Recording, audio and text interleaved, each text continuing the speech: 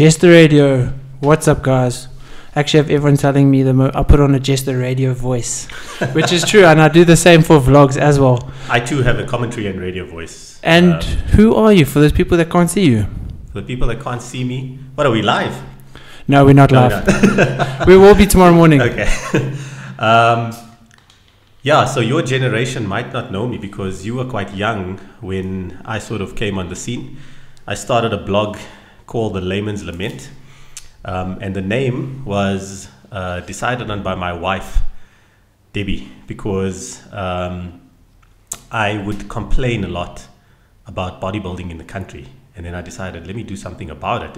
And what I would complain about would be all the smack that everyone's talking on, like, social media and all of these things. And then, we had Muscle Evo, obviously, which was like legendary, but you always got the story just in pictures, and you got the story after the fact, like a month later, right? And it was the best at the time, but then obviously, social media changed, and we got Facebook Live, and, it created an opening for me to do live commentary. Initially, there was no Facebook Live, actually, guys. Yeah, this is 2014. There was no Facebook Live, believe it or not. to think back to and see how times were different. It's fascinating, actually, to see, where we've come from. And the blog was initially a worded commentary articles. And because it was my own thing, I didn't put a limit on how many words I would do. So, you could, I've reviewed shows with you in it that were 3,000 words long, right? Sure. And so if you don't know me from Layman's Lament, then you might know me as MUBEEN BASSA. So that's... And as a coach. Yeah. Most people know me as a coach these days, but that's not how I really started out. I mean, I've always been doing nutrition I was 2003 is when I started in the fitness industry. And then obviously just obsessive about things from about 13 years old when I realized, who Arnold was and those kind of things. I feel old sitting next to you guys and around you guys these days. No, but you look young, don't worry. No, it's the Indian genes. So was that Arnold era when you first started getting into, fitness and bodybuilding and everything? Well, I can't say the Arnold era because he had already, he'd stopped bodybuilding. Arnold was the 70s, 76 was the SA, the Olympia so era. I called you older than what you are. Yeah, I'm not that old yet, Steve. How old are you? Next week is my birthday. I'll be 37. Oh, happy birthday. Yeah, thanks, man. I would say inspired by the Arnold era. Obviously, though, in my time was the early 90s, thousands to noughties. So we're talking Jay Cutler, Ronnie Coleman, those boys. Yeah. Chris Cormier, I would still call that the heyday and the golden era, actually, right? I wouldn't even go back and say the 70s was the golden era. So you prefer the Ronnie Colemans over Arnold? Yeah, I would. Look, Arnold was the inspiration because at 13 years old, when you're watching Sylvester Stallone on movies, Arnold, Jean-Claude, I wanted that kind of body. Yes, I wanted to do those things. The expendable cast. Basically, yeah. So we the people that go and watch those movies and why those people still make so much money even though they're so effing old. How kosher do we need to be on this radio thing? No, it's fine. Go ahead. Okay. Whatever you want. Okay.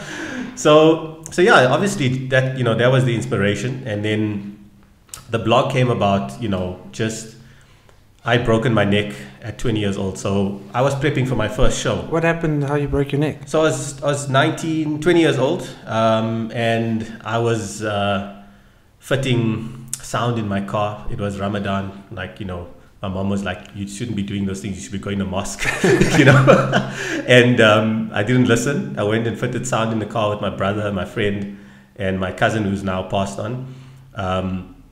And we were taking the guy who was fitting the sound in the car back to Park Station. And, you come around the corners in the buildings in town and you can't see around the corner, right? So robot was red for me, and I was slowly inching forward because you also don't want to stand still in town at 8 o'clock, 9 o'clock at night.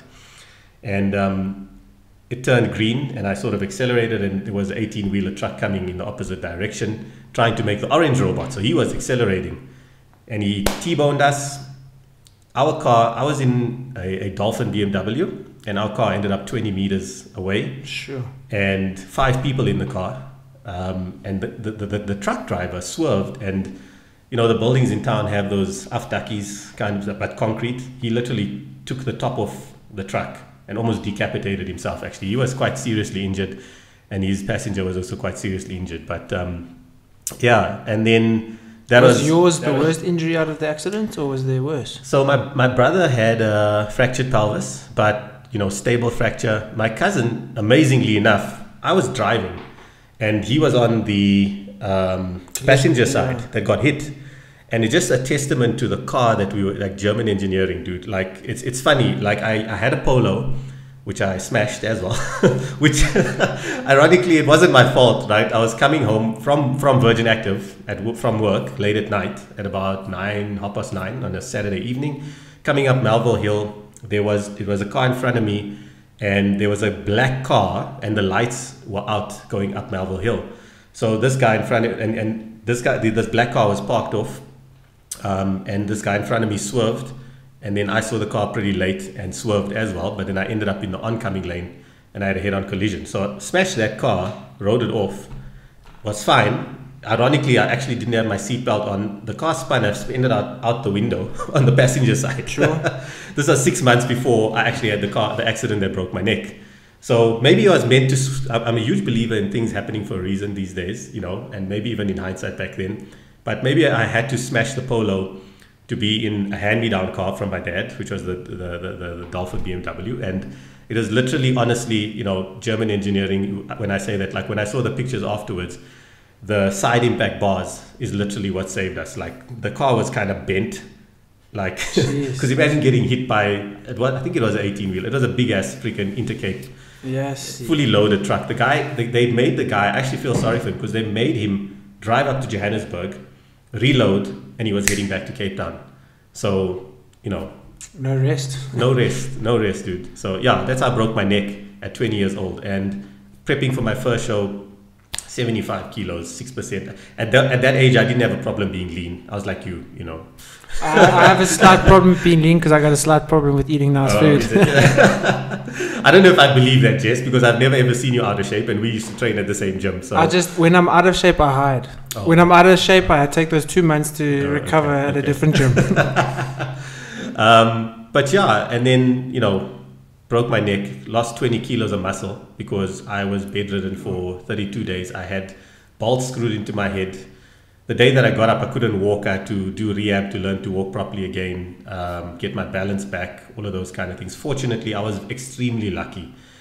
I remember the nurses telling me, like, they would come in and be like, "Why do you have cranial traction?" I had cranial traction on. And they would be like, "Yeah, what happened to you?" I was like, "No, I broke my neck." And I'd be like, "No, I broke C2, cervical 2, right?" And they would like, "Are you sure?" They're like, "You shouldn't be here." So I think God had his hand over me, or whatever the case is. Yeah. Someone looking out for me, the universe wanted me here, or something, however you choose to believe. And that sort of put me on a different path in terms of, you know, my thing was I used to act, right? Classically trained. I did, when I eventually went back to varsity after my injuries, I was on an acting bursary at Rao at the time, now UJ. And my plan was, you know, I was doing sports and exercise science. My plan was be like Arnold, go to the US, act, instead of being a waiter, be a personal trainer, so that I could determine my times, right? And live in LA and try and make it, Like that was my plan. And if I failed at doing the acting thing, which I love a lot, you know, I could be a bodybuilder and be, you know, or training the stars, who knows? Yeah, that was the plan initially. And life changed hugely when you break your neck. So that was the accident that changed the whole direction of your life. Yeah, because so I'd been kind of seeing my wife. It's a love story, Jess, at the crux of all of this. I had actually been seeing Debbie, like Debs and I actually knew each other from high school. We never dated. Obviously, like, we went to high school, you know, 94, giving away our age. Sorry. We the 94 era kids. Went to high school 97. Like, people of color were still sort of coming into Model C schools. Like, we weren't obviously the first batch, but, you know, one of the first batches. I used to stay in a place called Lenasia South, which is like Indianville, like, you cannot believe. And we moved to, you know, Crosby, and my dad admitted us into Model C schools. And first day of school, saw this beautiful blonde girl with blue eyes, and like those tickets for me, dude. Like that is, I knew what I wanted to do with my life. Yeah. But we sort of flitted around each other because I'm a Muslim, she was a Muslim, she was like Christian, you know, the color thing, and we never got together.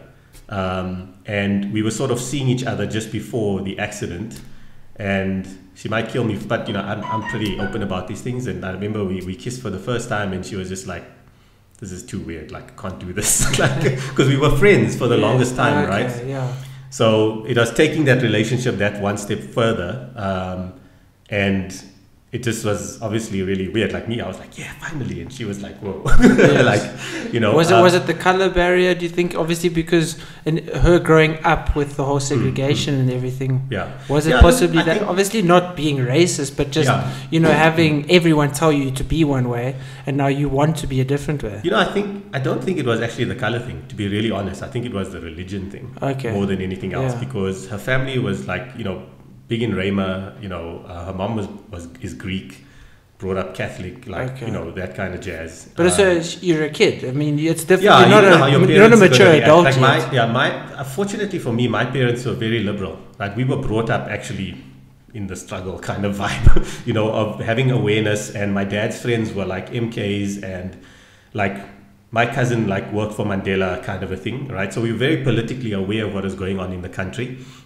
And, you know, my father always said, I don't care what color you marry, it's your wife, you have to deal with her. Yeah. You know, Yeah. so it's like, you know, just go be happy kind of a thing. So for me, it wasn't a thing. Like when Debs and I got together, it was not even the religion thing really mattered to me, because even, you know, in our religion, I am allowed to marry a Christian woman. A lot of Muslim people will not admit to that, but actually we are allowed to, right? Okay. So yeah, we were seeing each other, and had the first kiss, said it was weird. Went on a second date, still said it was weird. This is her now. And I was like, screw this shit.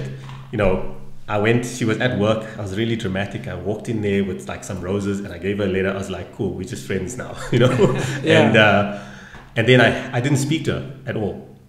And the next phone call she got was from my cousin saying, you know what, Mubeen's in ICU. He's broken his neck. You know, you can come and visit him like tomorrow, or whatever the story. And so why, I know this is a roundabout story, but you say, why did, your question was, you know, life changed. Why did life change? Because Debs looked after me through hospital. I couldn't feed myself. I couldn't pee. I was bedridden, right? For all intents and purposes. I lived in a bed. Yeah. I couldn't shower. I didn't shave for like, God, and I hate facial hair. And I hate like being untidy.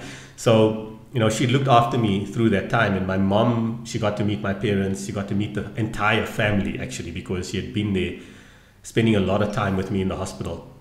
And the day we left the hospital, we mark as our official day that we started dating, because the nurses asked, like, they got so used to her being there, they wouldn't even chase her away after hours. Oh, that's nice. So we'd watch, like, we had this routine on Friday night, ETV, like, because there was no DSTV in hospitals in 2003. There used to be Chinese movies on, and she would stay for the Chinese movie, because I'm a huge fan, like, you know, Chinese anime, all of those kind of things. And she'd leave, and the day that we checked out, they were like, oh no, is this your wife, like, checking you out, because you had to sign. And we went down the list from basically wife, and they were like, fiance, no, and they were like, girlfriend. And she was like, okay, cool. I was like, okay, that is me asking her out. And then when you have someone that you love, you obviously have less reason to want to run away to another country. And this is someone I'd loved since the first day I sort of met her. You know what I mean? 97. At that point, we started dating, like I said, 2003, end of 2003. So a little love story. Yeah. And when was it that you got into? It's been in the West Rand, hey, that you have organized shows, and you know. So how I started. So it was the blog that sort of gave me notoriety or fame or whatever you want to call it, like relatively, right?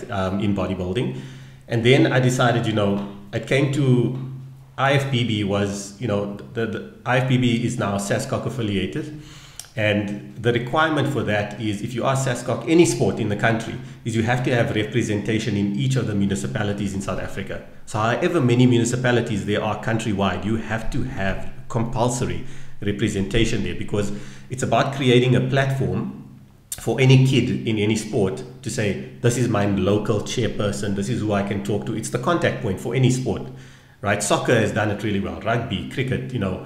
and the Cinderella sports, what they call us, right? Because we don't get, much exposure or anything like that. It's also a requirement of that, because that is how you get national funding and all of these kind of things into sport. And if you don't have it, you don't get a cent from government. So IFBB still doesn't have that. But at the time, the opportunity presented itself for me to run the West Rand. And I was and am still so passionate about it that, I decided, okay, I'll take it up. And then myself, Debbie, and Ali, if people know Ali, my friend, we headed up West Rand and we started that district. Ali went on to move on to run East Rand because that's where he lives. And then I took over as chairman in the West Rand. Okay. Yeah.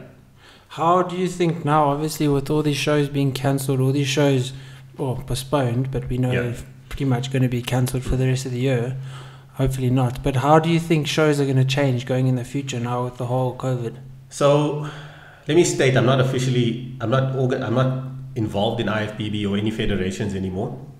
There's a lot of politics in sport, especially government sport, which I don't have the time for. I don't have the inclination for it. I'm a straight up, what you see is what you get kind of guy. You want to do it because you're passionate about it? I do it because I'm passionate about it, right? I have a day job that's not an income source for me, whatever the case is. I do it because of passion. So I'm resigned from IFBB. I assist my wife, Debbie and Ali, in running Summer Super Bodies, right? I'm not a show promoter for it, but I assist in that. And we were having discussions around this. And, because it's the latest show of the year, right? It's December. If there's any show that has a chance of happening, it would be Summer Super Bodies, right? So, we did have the discussion. IFBB's mandate at the moment is they're following government, which rightly so they should be doing, right? They are a national sporting body, so they have to follow what government says. But, I think if IFBB gave the word, Ali and Debbie would definitely want to push a show. And the format that we've discussed is, finding a nice small venue, right? Because you are only allowed 50 people, including judges, including athletes, blah, blah, blah, right? Sure. So it doesn't including athletes. Yeah. Remember, an event is any event, right? So it's 50 and the gathering is So a funeral can be including, I don't know, is it including the dead person? I'm not really sure, right? Or if a wedding, is it the bride and groom? I'm sure it is, right? So we would want to do things honorably and not put anyone at risk. That's like, we love bodybuilding, yes. I really want to put on a show, yes. But at the end of the day, you don't want to compromise anybody. Would you do a virtual show like they do? So this is what I'm. So this is what we were actually. So if you're saying virtual show in terms of like people putting their camera, like what I've seen WBFF are doing now and everything, which I think is pretty ridiculous. If I'm honest. Listen, let's be honest, Jess. Right? It gives people something to work for, right? And we'll talk about that just now in a bit, but. We wouldn't do a virtual show because we want to still give people the experience of being judged live. The nerves, the preparation. And let's be honest, right? If I'm standing in your room, which is poorly lit by bodybuilding standards, and I'm posing there for a judge, and the next guy has great lighting and a white background, and he pops more, who do you think is going to have the fairer judge, the better choice, even though he might be out of condition? Just now, my Wi-Fi lags, my streaming goes through, it's blurry. Exactly, right? So look, I've watched, even IFBB has done stuff with Fit Model. And Fit Model doesn't require so much detail in muscle and things like that. So it kind of makes sense. You can get a view in terms of what the woman looks like, the curves in her body. But even so, some girls are still at a disadvantage because they have a dark background versus a girl who has a light background, right? But anyways, the format of the show, what we were thinking was we'd probably run two lineups at a time, have the judges there, and even have, and call it live judging. So, and give everyone a time slot. So tell you, right, at 9 in the morning, you on stage. If you're not there, sorry, buddy, you can, whatever. And run the two lineups and then have the next slot show up. So as people are getting off stage, they are getting their prizes, getting their stuff and leaving, right? So not live judging. Yeah, exactly, live judging. And then not virtual, but make the event streamed. So only allow coaches and athletes, right? And then stream the event so that the whole country can see it. Which is the only way to have fair competition. Right, yeah. So, and the benefit of that is you have the judges sitting there, they're making an honest, sincere decision because they are seeing with their own eyes, not looking at a computer screen. And what if I have a 4K screen and you have a 1080, right? Yes. So even those kind of things, I don't think they've taken into account, the limitations of technology with regards to the sport. But yeah, that's if it happens, that's how it probably run it. Last year, Summer Super Bodies was the biggest show of the year. It was a phenomenal show to run. Super stressful. Like you guys have no idea. How many athletes? You had like 300 and something athletes. Listen, we had registered 420. 300 and some odd showed up. Now tell me, other than Arnold's, is that not the biggest show we've ever in South Africa? Yeah, pretty much, eh? Yeah, I'd honestly say maybe even one of the biggest shows on the continent. Sure. If not, I don't know. Would Arnold's have had more people? Yeah, I think they did, eh? I think they did. Yeah. Maybe in terms of everyone. Because how many? Listen, they've got a lot of categories and like they run over 2 days, and Arnold's is the premier, show. Yeah. Like I don't think people. I think this year. Let me say this year. I have to say this. I fucking missed Arnold's. I don't know about you, right? I felt the gaping hole because, I've been backstage at Arnold's with the pros. I've been to the pro party. Like, you guys don't understand how much of fun that thing is behind the scenes, right? Yes, for amateurs, like it's not, it's because of the live judging, it doesn't ever pull a crowd at one time, right? Yeah. But I mean, last year they ran the biggest pro show, and I've been to World Champs and all of these things. Arnold South Africa was the biggest pro show in the world, bar any other federation. It was like 180 pro athletes that were in South Africa. And the energy behind it was just phenomenal. And the gaping hole that was there in May this year, with everyone throw back and, you could see it. Yeah. You could see it in our community that, screw all the politics, screw all the hate and all of those kind of things. I think when people sit down and think about it, and even Arnold's and the show scene at large, just whatever federation it is, IBFF, NPC, doesn't matter. People are missing the scene, right? Because it gave us a drive, it gave us a desire to want to improve and a reason to want to improve. You know what I mean? And also it improves, your social media. The better you look, the better your social media is going to be. And I think people... Content generation. Exactly. Right? So firstly, now people can't train. They can't post photos of them looking in their best condition. And I mean, I'm sure it's going to affect people psychologically. Yeah, I think, definitely within our business, we've seen it, right? I don't know about you as a coach, right? We've done like home workouts till coming out of our ears. I don't want to do another push-up again in my life. Like I just want to grab some weight, man. Yeah. And I think the psychology of this year has been one of the hardest things for people. We've tried to keep our people motivated, trying to create little internal competitions, all of these kind of things. But there's nothing like a show circuit to actually, create that motivation for people. What's amazing, Jess, is Summer Super Bodies. I think what Summer Super Bodies did achieve well, better than any other show in the country, is of the 300 plus people that were at Summer Super Bodies, or athletes, sorry, 200 of those people were